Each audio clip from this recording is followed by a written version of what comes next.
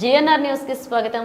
తెలంగాణ రాష్ట్ర మున్నూరు కాపు సంక్షేమ సంఘ రాష్ట్ర స్థాయి ఎన్నికలకు రామగుండం నియోజకవర్గ మున్నూరు కాపు సంక్షేమ సంఘ నాయకులు హైదరాబాద్ లో జరిగే జలవిహార్లో రాష్ట్ర స్థాయి ఎన్నికల్లో పాల్గొనడానికి బయలుదేరుతూ మనాలి చాగు రామగుండం నియోజకవర్గ మున్నూరు కాపు సంక్షేమ సంఘ అధ్యక్షుడు ముచ్చికుర్తి చంద్రమౌళి, ప్రధాన కార్యదర్శి లక్కం భిక్షాపతి ఆధ్వర్యంలో మున్నూరు కాపు పటేల్స్ వాహనాలకు జెండా ఊపి ప్రారంభించారు. అనంతరం మనాలి చాగూర్ మాట్లాడారు.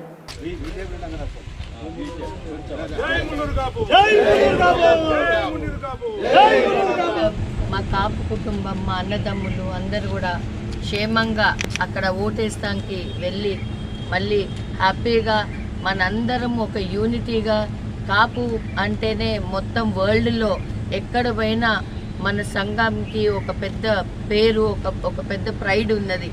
వరల్డ్లో ఎక్కడైనా కానీ కాపు అంటే అందరూ కూడా ఒక యూనిటీగా ఎట్లయితే వాళ్ళు ఉంటారో అదే యూనిటీగా మేమందరం కూడా ఒక కుటుంబంలో ఇక్కడ ఉన్న యావత్ రామగుండమే కాదు దేశవ్యాప్తంగా కూడా మేము ఏదన్నా రాజ్ ఠాకూర్ ఏదన్నా సహాయపడగలిగితే ఈ కాపు సంఘానికి ఎప్పుడు మేము ముందుంటామని తెలియజేస్తూ ధన్యవాదాలు.